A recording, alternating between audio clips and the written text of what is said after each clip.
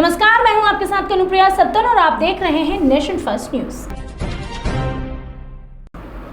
साल 2005 में बसपा सुप्रीमो मायावती की सरकार में विधायक राजू पाल हत्याकांड के मुख्य गवाह उमेश पाल की दिन दहाड़े गोली मारकर हत्या कर दी गई। इसी दौरान उमेश पाल को बचाने की कोशिश में 2 सिपाही को भी गोली लग गई थी, जिन्हें गंभीर अवस्था में हॉस्पिटल में भर्ती कराया गया, जहां एक सिपाही की मौत हो गई, जबकि दूसरे सिपाही राघवेंद्र, जिनका इलाज लखनऊ के पीजीआई हॉस्पिटल में चल रहा था, इलाज के दौरान कल उसकी मौत हो गई। मौत की सूचना से पुलिस विभाग के साथ पूरे जनपद में शोक की लहर फैल गई है और पुलिस विभाग की शान था। तो उसके पार्थिव शरीर को आज उसके घर पे पुलिस विभाग, कस्बे के सैकड़ों लोग और एडीजी श्री सतीश गणेश, मेरे द्वारा और मेरे अन्य साथियों के द्वारा श्रद्धासुमन अर्पित किए गए हैं। और ये बहुत ही भावुक और हृदय विदारक क्षण है, इसमें ज़्यादा कुछ कहा नहीं जा सकता। उनके पार्थिव शरीर को श्रद्धासुमन अर्पित करने के बाद उनको राजकीय सम्मान के साथ यहाँ से विदा किया गया है। अब उनका शव घाट पे जा रहा है अंतिम संस्कार के लिए और हम सब लोग वहीं जा रहे हैं। सर, परिजनों की तरफ से कोई हिंड्रेंस, कोई मांग, कुछ ऐसी कोई बात तो नहीं? परिजनों की तरफ से जो भी मांगी थी उनके विषय में पूर्व वार्ता हो चुकी थी। हमारे डीजीपी महोदय ने स्वयं उनसे बात की थी और जो भी उनकी डिमांड्स थी और जो कुछ भी उनके एप्रीहेंशन से सबको एड्रेस पहले से ही किया जा चुका है। सर, शहीद हुआ है लालगंज का, क्या उनकी मांगे हैं और कैसे क्या रहा है? सबसे पहले तो मैं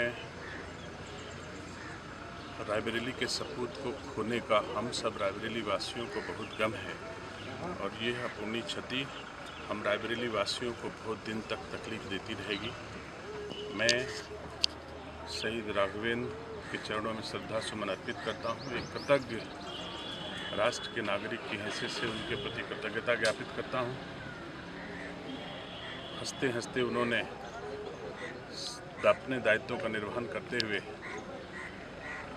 इस भारत माता की बलिवेदी पर अपने को कुर्बान कर दिया। हमारी सरकार, उत्तर प्रदेश के यशस्वी मुख्यमंत्री आदरणीय योगी आदित्यनाथ जी शहीद परिवार के साथ में हैं। जितना कुछ भी उनके परिवार को जिस रूप में भी सरकार सहयोग कर पाएगी, करेगी और ये हम सबका फर्ज है, कर्तव्य है और हम लोगों को खुशी होगी कि उस परिवार को हम इस दुख की पीड़ा तो हम लोग ख़त्म नहीं कर सकते हैं, लेकिन हम घाव में मलहम लगाने का काम करेंगे, प्रयास करेंगे कि उनका दुख कम से कम हो। ईश्वर से प्रार्थना करूंगा कि भगवान उनके परिजनों को यह शक्ति दे। नौजवान बेटा जिसकी अभी शादी भी नहीं हुई थी और उसने परिवार को छोड़ दिया है, परिवार में उसके ना होने के कारण अपार दुख होगा, तो भगवान उस दुख को सहने की क्षमता परिजनों को दे। हम सबको भगवान इतनी शक्ति दे कि मैं ऐसे शहीद परिवारों का सम्मान, ऐसे शहीद परिवारों की सेवा हम लोग अच्छे से कर सकें। परिजनों द्वारा कोई मांग की गई थी या? मेरे हिसाब से उत्तर प्रदेश सरकार संवेदनशील सरकार है। हमारे उत्तर प्रदेश के मुख्यमंत्री जी स्वयं इतना संवेदनशील हैं कि शहीद के परिवार को मांगने की कोई आवश्यकता नहीं पड़ेगी। जितना अधिकतम हम लोग कर सकते होंगे, जितनी क्षमता होगी, जितनी कलम में ताकत होगी, उतनी हम लोग उस शहीद परिवार की सेवा में लगा देंगे, तो शायद मांगने की आवश्यकता, कहने की आवश्यकता नहीं पड़ेगी। परिजनों ने राघवेंद्र के नाम से द्वार बनवाने की बात कही थी। बहुत छोटा काम है ये, तो मैं अपने स्तर से, मैं रायबरेली का सेवक हूँ और इतनी क्षमता हमारे पास स्वयं है कि मैं राघवेंद्र की यादों को चिरस्थायी रखने के लिए उनके नाम से द्वार बनवा दूँ।